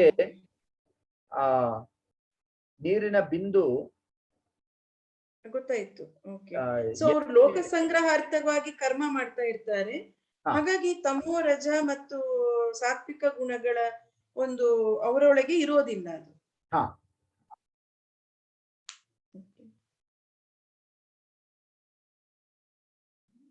ಮತ್ತು ಅವ್ರು ಮಾಡುವ ಕರ್ಮದಿಂದ ಅವರು ಚ್ಯುತರಾಗಿದ್ದಾರೆ ಅಂತ ನಾವು ಅಂದ್ಕೊಳ್ಬೇಕಾಗಿಲ್ಲ. ಯಾಕೆಂದ್ರೆ ಅದು ಅವರು ಆ ಒಂದು ಅಪೇಕ್ಷೆಯನ್ನು ಹೊಂದಿರೋದಿಲ್ಲ. ಜ್ಞಾನಿಗಳಿಗೆ ಆ ಕರ್ಮವನ್ನು ಮಾಡುವ ನಿಯಮವೇ ಇರೋದಿಲ್ಲ. ಬಟ್ ಇವರಿಗೆ ನಿಯಮ ಇರ್ತದೆ, ಕರ್ಮ ಮಾಡ್ಬೇಕು. ಇವರಿಗೆ ಕರ್ಮ ಮಾಡ್ಬೇಕು, ಆ ನಿಯಮ ಇರ್ತದೆ ಜನಕಾದಿಗಳಿಗೆ. ಇವರಿಬ್ಬರ ಮಧ್ಯೆ ಒಂದು ಸಣ್ಣ ಭೇದ ಇದೆ. ಯಾರು ಜನಕಾದಿಗಳಿಗೂ ಮತ್ತು ಜ್ಞಾನಿಗಳಿಗೂ ಸಣ್ಣ ಭೇದ ಇದೆ. ಇಬ್ರು ಕೂಡ ನಿರ್ಲಿಪ್ತವಾಗಿ ಕರ್ಮ ಮಾಡ್ತಾರೆ. ಹೌದು. ಆದ್ರೆ ಕರ್ಮವು ಇವರಿಗೆ ವಿಧಾನ ಮಾಡಲ್ಪಟ್ಟಿದೆ. ಯಾರಿಗೆ? ಜ್ಞಾನಿಗಳಿಗೆ ಆ ವಿಧಾನ ಇಲ್ಲ. ಮಾತ್ರ ವ್ಯತ್ಯಾಸ. ಆ ಕಾರಣಕ್ಕಾಗಿ ಇದೊಂದು ಹೊಸ ಮಾರ್ಗ ಅಂತ ಹೇಳಿಯೇ ಈ ಕರ್ಮ ಮಾರ್ಗವನ್ನ ಮುಂದೆ ಹೇಳ್ತಾರೆ. ನ ಕರ್ಮ ಸನ್ಯಾಸಂ ಕೃತವಂತಹ ಇತ್ಯರ್ಥ. ಇವರು ಜ್ಞಾನಿಗಳು ಕರ್ಮ ಸನ್ಯಾಸವನ್ನೇ ಮಾಡಿರ್ತಾರೆ, ಜನಕಾದಿಗಳು ಕರ್ಮ ಸನ್ಯಾಸವನ್ನ ಮಾಡಿರುವುದಿಲ್ಲ. ಕರ್ಮ ಮಾರ್ಗದಲ್ಲಿಯೇ ಇರ್ತಾರೆ, ಆದ್ರೆ ಅದ್ರ ಜೊತೆ ಅಂಟಿಕೊಳ್ಳಿರುವುದಿಲ್ಲ. ಅದರಿಂದ ನಿರ್ಲಿಪ್ತತೆಯನ್ನ ಕಾಪಾಡ್ಕೊಳ್ತಾ ಇರ್ತಾರೆ. ಲೋಕ ಸಂಗ್ರಹಕ್ಕೋಸ್ಕರ ಅವರು ಕರ್ಮ ಮಾಡ್ತಾರೆ. ಅಥ ನತೇ ತತ್ವವಿದಃ. ಮುಂದಿನ ಮಾತು ತುಂಬಾ ಸ್ಪಷ್ಟ. ಇವರು ಜ್ಞಾನಿಗಳಲ್ಲ, ಜನಕಾದಿಗಳು. ನತೇ ತತ್ವವಿದಃ, ಅವರಿಗೆ ಜ್ಞಾನ ಉತ್ಪನ್ನ ಆಗ್ಲಿಲ್ಲ. ಒಂದು ವೇಳೆ ಇವರು ಜ್ಞಾನಿಗಳು ಅಂತ ನಾವು ಪರಿಭಾವಿಸಿದ್ರೆ ಅವರಿಗೆ ಯಾವುದೇ ಕರ್ಮ ವಿಧಾನ ಮಾಡುವಂತಹ ಸಾಮರ್ಥ್ಯ ಶಾಸ್ತ್ರಗಳಿಗೆ ಇಲ್ಲ. ಆದ್ರಿಂದ ಇವರು ಅಜ್ಞಾನಿಗಳೇ, ಆದರೆ ಇವರಿಗೆ ಆ ಕರ್ಮದ ಫಲದ ಜೊತೆ ನಿರ್ಲಿಪ್ತತೆಯನ್ನು ಹೊಂದಿರೋ ಕಾರಣಕ್ಕಾಗಿ ಇವರು ಮಾಡುವಂತಹ ಕರ್ಮ ಚಿತ್ತಶುದ್ಧಿ ಆಗ್ತದೆ. ಲೌಕಿಕರು ಅಥವಾ ಅಜ್ಞಾನಿಗಳು ಮಾಡುವಂತಹ ಕರ್ಮ ಅದು ಬಂಧಕವಾಗ್ತದೆ. ಜನಕಾದಿಗಳು ಮಾಡುವಂತಹ ಕರ್ಮ ಚಿತ್ತಶುದ್ಧಿಯನ್ನು ಉಂಟು ಮಾಡಿ ಮೋಕ್ಷವನ್ನ ಕೊಡುತ್ತದೆ. ಜ್ಞಾನಿಗಳು ಈಗಾಗಲೇ ಅವರು ಮೋಕ್ಷದ ಸ್ಥಿತಿಯನ್ನು ಹೊಂದಿರೋದ್ರಿಂದ ಅವರಿಗೆ ಕರ್ಮದ ಅಂಟುವಿಕೆಯೇ ಇರುವುದಿಲ್ಲ. ಮತ್ತೆ ನಿಯಮವೂ ಇರೋದಿಲ್ಲ ಮೇಡಮ್. ಕರ್ಮ ಮಾಡುವ ನಿಯಮವೂ ಇರೋದಿಲ್ಲ ಅಂತ. ಕರ್ಮ ಮಾಡುವ ನಿಯಮವೂ ಇರುವುದು. ಅಥ ನತೆ ತತ್ವವಿದಃ ಈಶ್ವರ ಸಮರ್ಪಿತೇನ ಕರ್ಮಣ ಸಾಧನಭೂತೇನ ಸಂಸಿದ್ಧಿಂ ಸತ್ವಶುದ್ಧಿಂ ಜ್ಞಾನ ಉತ್ಪತ್ತಿ ಲಕ್ಷಣಾಂ ವಾಂ ಸಿದ್ಧಿಂ ಸಂಸಿದ್ಧಿಂ ಅಸ್ಥಿತಾಃ ಇದು ವ್ಯಾಖ್ಯೇಯಂ. ವ್ಯಾಖ್ಯೇಯಂ. ಇವರನ್ನ ಹೇಗೆ ವ್ಯಾಖ್ಯಾನ ಮಾಡಬೇಕು? ಇವರು ಅಜ್ಞಾನಿಗಳು ಅಲ್ಲ, ಜ್ಞಾನಿಗಳು ಅಲ್ಲ, ಆದ್ರೆ ಈ ಲಕ್ಷಣವನ್ನು ಇವರು ಹೊಂದಿದ್ದಾರೆ. ಅಜ್ಞಾನಿಗಳ ಲಕ್ಷಣ ಯಾವುದು? ಕರ್ಮ ಮಾಡುವುದು. ಆ ಕರ್ಮ ಪ್ರವೃತ್ತಿಯನ್ನು ಇವರು ಹೊಂದಿದ್ದಾರೆ. ಹೌದು. ಜ್ಞಾನಿಗಳ ಲಕ್ಷಣ ಯಾವುದು? ಫಲವನ್ನು ಅಪೇಕ್ಷಿಸದೇ ಇರುವುದು. ಕರ್ಮ ಮತ್ತು ಫಲದ ನಿರ್ಲಿಪ್ತತೆ. ಹೌದು. ಆ ಕರ್ಮ ಫಲ ನಿರ್ಲಿಪ್ತತೆಯನ್ನು ಹೊಂದಿದ್ದಾರೆ. ಈ ಎರಡರ ಸಮಾಗಮ ಇಲ್ಲಿದೆ. ಹೌದು. ಇದರಿಂದ ಇವರನ್ನ ಮಧ್ಯಮಾರ್ಗಿಗಳು ಅಂತ ಕರೆದಿದ್ದಾನೆ ಕೃಷ್ಣ. ಅಥ ನತ್ವವಿದಃ ಈಶ್ವರ ಸಮರ್ಪಿತೇನ ಕರ್ಮಣ ಸಾಧನಭೂತೇನ ಸಂಸಿದ್ಧಿಂ ಸತ್ವಶುದ್ಧಿಂ. ಇಲ್ಲಿ ಸಂಸಿದ್ಧಿ ಅನ್ನೋ ಶಬ್ದಕ್ಕೆ ಸತ್ವಶುದ್ಧಿ, ಚಿತ್ತಶುದ್ಧಿ, ಈ ಚಿತ್ತಶುದ್ಧಿಯನ್ನ ಅವರು ಪಡ್ಕೊಳ್ತಾರೆ. ಜ್ಞಾನೋತ್ಪತ್ತಿ ಲಕ್ಷಣಾಂ ವಾ ಸಂಸಿದ್ಧಿಂ. ಜ್ಞಾನೋತ್ಪತ್ತಿಗೆ ಕಾರಣೀಭೂತವಾದಂತಹ ಸತ್ವಶುದ್ಧಿಯನ್ನ ಅವರು ಪಡಿತಾರೆ. ಒಂದು ಕಡೆ ಜ್ಞಾನಿಗಳು ಈಗಾಗ್ಲೇ ಜ್ಞಾನವನ್ನ ಪಡೆದಿರೋ ಕಾರಣಕ್ಕಾಗಿ ಅವರಿಗೆ ಕರ್ಮ ಅಂಟುವುದಿಲ್ಲ. ಅಜ್ಞಾನಿಗಳು ಇನ್ನೂ ಆ ಕರ್ಮ ಬಂಧನದಲ್ಲಿಯೇ ಇರ್ತಾರೆ. ಈ ಮಧ್ಯಮಾರ್ಗಿಗಳಾದಂತಹ ಜನಕಾದಿಗಳು ಕರ್ಮ ಮಾಡ್ತಾ ಇದ್ರೂ ಕೂಡ ಅದರ ಅಂಟುವಿಕೆ, ನಿರ್ಲಿಪ್ತತೆ ಹೊಂದಿರೋ ಕಾರಣಕ್ಕಾಗಿ ಅವರಿಗೆ ಚಿತ್ತಶುದ್ಧಿ ಉಂಟಾಗ್ತದೆ. ಚಿತ್ತಶುದ್ಧಿಯ ಪರಿಣಾಮವಾಗಿ ಅವರು ಜ್ಞಾನವನ್ನ ಪಡ್ಕೊಳ್ತಾರೆ. ಸೊ ಈಶ್ವರನಿಗೆ ಸಮರ್ಪಣಾ ಭಾವದಿಂದ ಕರ್ಮ ಮಾಡೋದ್ರಿಂದ ಅವರಿಗೆ ಚಿತ್ತಶುದ್ಧಿ ಉಂಟಾಗುತ್ತದೆ. ಅದರ ಮೂಲಕ ಅವರ ಸತ್ವಶುದ್ಧಿಯಾಗಿ ಜ್ಞಾನ ಉತ್ಪತ್ತಿಯಾಗುತ್ತದೆ. ಚಿತ್ತಶುದ್ಧಿ ಸತ್ವಶುದ್ಧಿ ಒಂದೇ ಮೇಡಮ್. ಅಂದ್ರೆ ಎರಡು ಒಂದೇ ವರ್ಡ್. ಅದು ಒಂದೇ. ಚಿತ್ತ ಮತ್ತು ಸತ್ವ ಎರಡು ಒಂದೇ. ಮತ್ತೆ ಸಂಸಿದ್ಧಿಂ ಸತ್ವಶುದ್ಧಿಂ ಅಂದ್ರೆ ಇಲ್ಲಿ ಸಂಸ್ಕೃತದಲ್ಲಿ ಏನಾಗ್ತದೆ, ಒಂದು ಶಬ್ದಕ್ಕೆ ಶಂಕರರಾಗ್ಲಿ ಯಾರೇ ಆಗ್ಲಿ ವ್ಯಾಖ್ಯಾನ ಮಾಡುವಾಗ ಆ ಶಬ್ದಕ್ಕೆ ಪರ್ಯಾಯ ಶಬ್ದ ಕೊಡುವಾಗ ಅದೇ ವಿಭಕ್ತಿಯಲ್ಲಿಯೇ ಇನ್ನೊಂದು ಶಬ್ದವನ್ನ ಕೊಡ್ತಾರೆ. ಸೊ ಸಂಸಿದ್ಧಿಂ ಎಂಬ ಶಬ್ದಕ್ಕೆ ಏನ ಅರ್ಥ? ಸತ್ವಶುದ್ಧಿಂ ಅಂತ ಅರ್ಥ.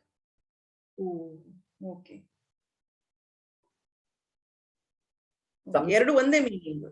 ಸಂಸಿದ್ಧಿಂ ಎಂಬ ಶಬ್ದಕ್ಕೆ ಪರ್ಯಾಯ ಶಬ್ದ ಏನು? ಸತ್ವಶುದ್ಧಿಂ. ಇದರಿಂದ ಜ್ಞಾನ ಉತ್ಪತ್ತಿಯಾಗುತ್ತದೆ. ಬಗ್ಗೆ ಪುನಃ ಈ ಸಂಸಿದ್ಧಿ ಎನ್ನುವ ಶಬ್ದಕ್ಕೆ ಪುನಃ ವ್ಯಾಖ್ಯಾನ ಮಾಡಿದ್ದಾರೆ. ಜ್ಞಾನ ಉತ್ಪತ್ತಿ ಲಕ್ಷಣಾಂ. ಸಂಸಿದ್ಧಿ ಎಂಥದ್ದು ಅಂದ್ರೆ, ಈ ಸತ್ವಶುದ್ಧಿ ಎಂಥದ್ದು ಅಂದ್ರೆ ಇದು ಕಾಲಾಂತರದಲ್ಲಿ ಜ್ಞಾನವನ್ನ ಉತ್ಪತ್ತಿ ಮಾಡುತ್ತದೆ ಸಾಧಕನಲ್ಲಿ. ಆಸ್ಥಿತ ಜನಕಾದಯ ಇದು ವ್ಯಾಖ್ಯೇಯಂ. ಆದ್ದರಿಂದ ಇವರು ಕರ್ಮ ಮಾಡ್ತಾ ಇರ್ತಾರೆ, ಆದ್ರೆ ಕರ್ಮದ ಮೂಲಕವೂ ಜ್ಞಾನ ಪಡೀಲಿಕ್ಕೆ ಹೋಗ್ತಾರೆ. ಹೇಗೆ ಪಡೀಲಿಕ್ಕೆ ಸಾಧ್ಯ? ಕರ್ಮದ ಮೂಲಕ ಜ್ಞಾನ, ಚಿತ್ತಶುದ್ಧಿ, ಕೃಷ್ಣಾರ್ಪಣ ವಸ್ತು ಎಲ್ಲವೂ ಭಗವಂತನಿಗೆ ಸಮರ್ಪಣೆ ಅಂತ, ಮತ್ತು ಫಲದ ಅಭಿಲಾಷೆಯನ್ನು ತ್ಯಜಿಸುವುದು. ಎರಡು. ಇಲ್ಲಿ ಅಥ ನತೆ ತದ್ವವಿದಃ ಅಂದ್ರೆ ಇಂತಹ ಯಾರು ಕರ್ಮ ಮಾರ್ಗಿಗಳಿದ್ದಾರಲ್ಲ ಜನಕಾದಿಗಳು. ಹಾಗೆ ತತ್ವವಿದಃ ಅಂದ್ರೆ ಏನರ್ಥ ಸರ್? ಮೇಡಮ್ ತತ್ವವಿದಃ ಅಂದ್ರೆ ತತ್ವಜ್ಞಾನಿಗಳು. ಇಂತಹ ತತ್ವಜ್ಞಾನಿ. ವಿದ ಅಂದ್ರೆ ಜ್ಞಾನಿನ ಸರ್? ವಿತ್ ಅಂದ್ರೆ ಜ್ಞಾನಿ ಅಂತ ಅರ್ಥ. ತತ್ವವಿತ್. ತತ್ವವಿದ ಅನ್ನೋದು ಬಹುವಚನ ರೂಪ. ಇಂತಹ ಜ್ಞಾನಿಗಳು. ತತ್ವವಿತ್ ಅಂದ್ರೆ ಜ್ಞಾನಿ. ತತ್ವವಿದ ಜ್ಞಾನಿಗಳು ಬಹುವಚನ. ಅಥ ನತೆ ತತ್ವವಿದ ಅಂದ್ರೆ ಇಂತಹ ಜ್ಞಾನಿಗಳು ಅಂತ ಅರ್ಥ. ಅಲ್ಲಲ್ಲ, ಇವರು ಜ್ಞಾನಿಗಳಲ್ಲ. ನತೆ. ಓಕೆ. ಅಲ್ಲಿ ನ ಅನ್ನುವಂಥದ್ದು ನ ತತ್ವವಿದ ಅಂತ ಅಲ್ಲಿಗೆ ಜೋಡಿಸ್ಕೋಬೇಕು. ಓಕೆ. ಯಾರು? ಜನಕಾದಿಗಳು ಜ್ಞಾನಿಗಳಲ್ಲ. ಆದ್ರೆ ಜ್ಞಾನಿಗಳಾಗುವ ಒಂದು ಕಾರ್ಯದಲ್ಲಿ ಇರುವವರು. ಹಾ, ಈಗ ಇವರು ಜ್ಞಾನಿಗಳೂ ಅಲ್ಲ ಅಜ್ಞಾನಿಗಳೂ ಅಲ್ಲ, ಅಲ್ಲ, ಮಧ್ಯದವರು. ಇದರ ಸಮಾಗಮ ಇವರಲ್ಲಿದೆ. ಸೊ ಈ ರೀತಿ ಲೌಕಿಕತೆಗೆ ಅಳವಡಿಸ್ಕೊಂಡು ಹೇಳೋದಿದ್ರೆ ಅತ್ತಗೆ ಬಡವರು ಅಲ್ಲ, ಶ್ರೀಮಂತರು ಅಲ್ಲ, ಮಧ್ಯಮ ವರ್ಗದವರು. ಸರಿ, ಬಡವರ ಒದ್ದಾಟ ಇದೆ, ಶ್ರೀಮಂತರ ಒಂದು ಸವಲತ್ತುಗಳಿವೆ, ಕೆಳಗೂ ಹೋಗ್ಬೋದು, ಮೇಲೂ ಹೋಗ್ಬೋದು. ಸರಿ ಇದೆ. ಆದ್ರೆ ಈ ಕೇಸಲ್ಲಿ ಕೆಳಗೆ ಹೋಗ್ಲಿಕ್ಕಾಗಲ್ಲ, ಮೇಲೆಯೇ ಹೋಗ್ತಾರೆ. ಇವರು ಮೇಲೇನೆ ಹೋಗ್ತಾರೆ. ಇಲ್ಲಿ ಎರಡು ಸಂಸಿದ್ಧಿ ಶಬ್ದಕ್ಕೆ ಎರಡು ಅರ್ಥವನ್ನ ಕೊಟ್ಟಿದ್ದಾನೆ. ಒಂದು ಸತ್ವಶುದ್ಧಿಂ, ಎರಡನೇದು ಜ್ಞಾನ ಉತ್ಪತ್ತಿ ಲಕ್ಷಣಾಂ ವಾ ಸಂಸಿದ್ಧಿಂ. ಇದು ಚಿತ್ತಶುದ್ಧಿ ಅನ್ನುವಂಥದ್ದು ಕಾಲಾಂತರದಲ್ಲಿ ಜ್ಞಾನವನ್ನು ಉತ್ಪತ್ತಿ ಮಾಡುತ್ತದೆ. ಈಶ್ವರನಿಗೆ ಸಮರ್ಪಣೆ ಮಾಡಿ ಕರ್ಮಣದ ಅಭಿಲಾಷೆ ಬಿಟ್ಟಾಗ ಚಿತ್ತಶುದ್ಧಿ ಆಗತ್ತೆ. ಈ ಚಿತ್ತಶುದ್ಧಿಯೇ ಮುಂದೆ ಜ್ಞಾನದ ಉತ್ಪತ್ತಿಗೆ ಕಾರಣವಾಗುತ್ತೆ. ಕರೆಕ್ಟ್. ಆದ್ದರಿಂದ ಮೂಲಕವೂ ಮೇಡಮ್ ಜನಕಾದಿಯವರನ್ನು ಈ ರೀತಿ ವ್ಯಾಖ್ಯಾನ ಮಾಡಬೇಕು ಅಂತ ಅವರನ್ನ ಈ ಮಾರ್ಗ, ತೃತೀಯ ಮಾರ್ಗ ಅಥವಾ ಮಧ್ಯಮ ಮಾರ್ಗ ಎಂಬುದಾಗಿ ವ್ಯಾಖ್ಯಾನಿಸಬೇಕು. ಆಸ್ಥಿತಾಃ ಜನಕಾದಯಃ ಇತಿ ವ್ಯಾಖ್ಯೇಯಂ. ಏತಂ ಏವ ಅರ್ಥಂ ವಕ್ಷ್ಯತಿ ಭಗವಾನ್ ಸತ್ವಶುದ್ಧಯೇ ಕರ್ಮ ಕುರುವಂತಿ. ಇದೇ ಒಂದು ವಿಚಾರವನ್ನ ಇಟ್ಕೊಂಡು ಚಿತ್ತಶುದ್ಧಿಗಾಗಿಯೇ ಕರ್ಮ ಮಾಡುತ್ತಾರೆ ಎಂಬಂತಹ ವಾಕ್ಯಗಳನ್ನ ಹೇಳಿದ್ದಾರೆ. ಸ್ವಕರ್ಮಣ ತಮಭ್ಯರ್ಚ್ಯ ಸಿದ್ಧಿಂ ವಿಂದತಿ ಮಾನವಃ ಇತ್ಯುಕ್ತ್ವಾ ಸಿದ್ಧಿಂ ಪ್ರಾಪ್ತಸ್ಯ ಪುನಃ ಜ್ಞಾನನಿಷ್ಠಾಂ ವಕ್ಷ್ಯತಿ ಸಿದ್ಧಿಂ ಪ್ರಾಪ್ತೋ ಯಥಾ ಬ್ರಹ್ಮ ಇತ್ಯಾಜ್ಞ. ಸೊ ಇಲ್ಲಿ ಮೂರು ವಾಕ್ಯಗಳನ್ನ, ಪೂರಕ ವಾಕ್ಯಗಳನ್ನ ಉಲ್ಲೇಖ ಮಾಡ್ತಾ ಇದ್ದಾರೆ. ಒಂದು, ಸತ್ವಶುದ್ಧಯೇ ಕರ್ಮ ಕುರುವಂತಿ. ಜನಕಾದಿಗಳು ತಮ್ಮ ಚಿತ್ತಶುದ್ಧಿಗೋಸ್ಕರ ಈಶ್ವರಾರ್ಪಣ ಬುದ್ಧಿಯಿಂದ ನಿಷ್ಕಲ್ಮಶ ಭಾವದಿಂದ ಕರ್ಮ ಮಾಡ್ತಾ ಇರ್ತಾರೆ. ಸ್ವಕರ್ಮಣ ತಮಭ್ಯರ್ಚ್ಯ ಸಿದ್ಧಿಂ ವಿಂದತಿ ಮಾನವಃ. ಈ ವಾಕ್ಯವೂ ಕೂಡ ಈಶ್ವರಾರ್ಪಣ ಬುದ್ಧಿಯ ಕರ್ಮ ಮಾಡುವವರು ಸಿದ್ಧಿಯನ್ನ ಪಡಿತಾರೆ ಅನ್ನುವಂತಹ ಅರ್ಥವನ್ನ ಕೊಡುತ್ತದೆ. ಇತಿ ಉಕ್ತ್ವಾ ಸಿದ್ಧಿಂ ಪ್ರಾಪ್ತಸ್ಯ ಪುನಃ ಜ್ಞಾನನಿಷ್ಠಾಂ ವಕ್ಷ್ಯತಿ. ಈಗ ಸಿದ್ಧಿಯನ್ನ ಪಡೆದಂತಹವರು ಅವರು ಜ್ಞಾನಿಗಳಾಗ್ತಾರೆ ಅನ್ನೋದಕ್ಕೆ ಏನು ಗ್ಯಾರಂಟಿ, ಏನು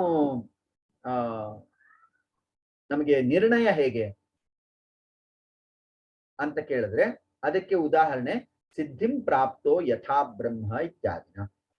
ಈ ವಾಕ್ಯದಲ್ಲಿ ಸಿದ್ಧಿಯನ್ನ ಪಡೆದಂಥವರು ಜ್ಞಾನವನ್ನ ಪಡೀತಾರೆ ಅನ್ನುವಂತಹ ಉಲ್ಲೇಖವನ್ನ ಕೊಟ್ಟಿದ್ದಾನೆ. ಸಿದ್ಧಿಯನ್ನು ಪಡೆದವರು ಜ್ಞಾನವನ್ನು, ಬ್ರಹ್ಮ ಅಂದ್ರೆ ಜ್ಞಾನ. ಸೊ ಈಗ ಈ ಪ್ಯಾರಾಗ್ರಾಫ್ ಅಲ್ಲಿ ಮಧ್ಯಮ ಮಾರ್ಗವನ್ನ ಪ್ರತಿಷ್ಠಾಪನೆ ಮಾಡಿದ್ದಾರೆ. ಲೌಕಿಕರು ಅಥವಾ ಅಜ್ಞಾನಿಗಳು ಮತ್ತು ಜ್ಞಾನಿಗಳು ಇವರಿಬ್ಬರ ಗುಣಲಕ್ಷಣಗಳನ್ನು ಹೊಂದಿರುವಂತಹ ಮಧ್ಯಮ ಮಾರ್ಗಿಗಳು ಇವರು ಜನಕಾದಿಗಳು.